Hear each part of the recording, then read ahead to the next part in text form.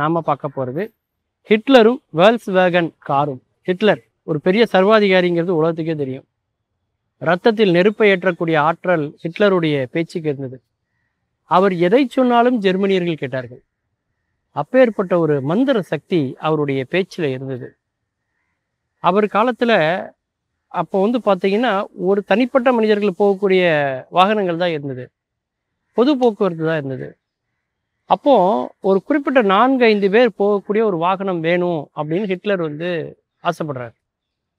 அது வரைக்கும் நம்ம ஊரில் இந்த மகிழ் உந்து மாதிரியான இந்த காருக்கான செட்டப்பே கிடையாது அப்போல்லாம்.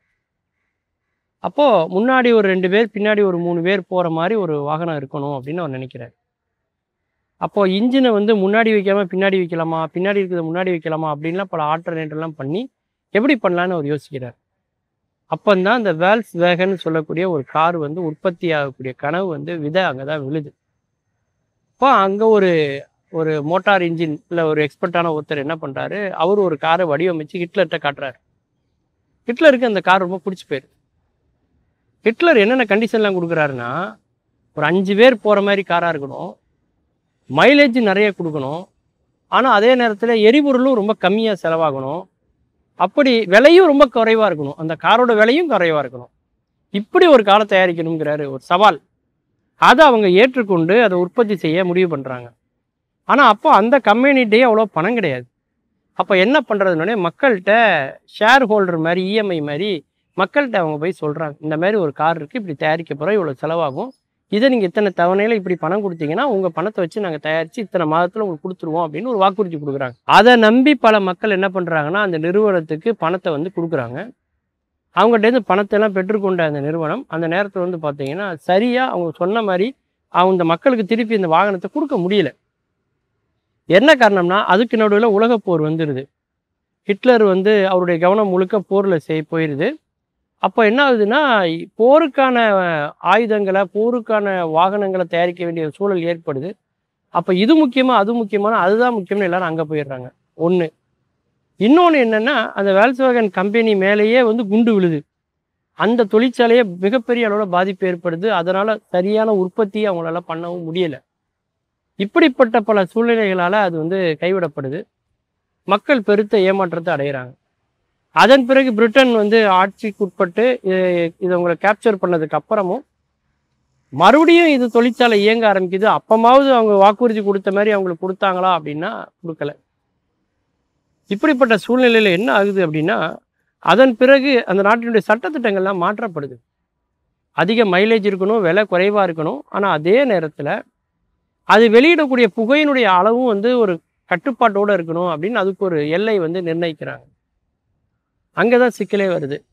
மற்ற எல்லாத்தையும் சாட்டிஸ்ஃபை பண்ணக்கூடிய அந்த நிறுவனத்தால் இதை சாட்டிஸ்ஃபை பண்ண முடியல.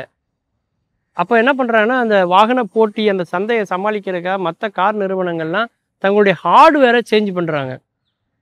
அந்த ஆட்டோமொபைல் எக்யூப்மெண்ட்ஸ் இருக்கும் இல்லையா, அந்த உதிரி பாகங்கள், அதில் பல மாற்றங்களை கொண்டு வெளியேறக்கூடிய அந்த வாயு, அந்த காற்றினுடைய மாசுபடுத்தக்கூடிய அந்த துகள்கள்லாம் அவருடைய அளவை குறைக்கிறதுக்கான முயற்சிகளை எடுக்கிறாங்க. அதில் அவங்க வெற்றியும் காண்கிறார்கள். ஆனால் அதே எந்த மாற்றமுமே செய்யாமல் இவங்க அந்த சாஃப்ட்வேரில் மட்டும் மாற்றத்தை ஏற்படுத்துகிறாங்க. இந்த காரை நீங்கள் சோதனை கூடத்தில் கொண்டு போய் லேபில் டெஸ்ட் பண்ணிங்கன்னா அது வெளியிடக்கூடிய புகையினுடைய அளவு அவங்க சொல்லியிருக்க அளவுக்கு உட்பட்டு தான் இருக்கும். ஆனால் சந்தையில் வெளியில் போகும்போது பார்த்தீங்கன்னா நமக்கு சந்தேகம் வரும், அது அந்த அளவையும் தாண்டி வரும் மாதிரி நமக்கு சந்தேகம் வரும். மறுபடியும் ஆய்வு கூடத்தை வச்சு செக் பண்ணிங்கன்னா அவங்க சொன்ன லிமிட்டுக்குள்ளே தான் அது இருக்கும். எப்படி இது நடக்குது அப்படின்னு அவங்க ரொம்ப குழம்பி போயிருந்தாங்க. அப்போ தான் கவனித்தாங்க, அவங்க ஒரு சாஃப்ட்வேர் டிசைன் பண்ணியிருக்காங்க. அதாவது ஆய்வகத்தில் இந்த மாதிரியான ஒரு சூழ்நிலையில் சோதிக்கப்படுகிற போது இத்தனை அளவுக்குள்ளே இது வந்தால் போதும் அப்படிங்கிற மாதிரி அவங்க செட் பண்ணியிருக்காங்க. அப்படிங்கிறது பின்னால் தான் கண்டுபிடிக்கப்படுது. அதன் பிறகு அந்த நிறுவனத்தின் மீது அவங்க அதிகப்படியான அபராத தொகை விதிக்கிறாங்க, பல அபராதங்களை செலுத்துகிறாங்க. அவங்க ஒரு சில கார்களை மாடிஃபை பண்ணி தங்கள் உறுதி கொடுத்த வாக்காளர்களுக்கு, வாடிக்கையாளர்களுக்கு அவங்க அந்த காரை திருப்பி செஞ்சு கொடுக்குறாங்க. அப்படி சரி செய்ய முடியாத வாகனங்களை எல்லாம் அமெரிக்காவில் ஒரு பாலைவனத்தில் அவங்க அவங்களுடைய கார்களை நிறுத்தி வச்சுருக்காங்க.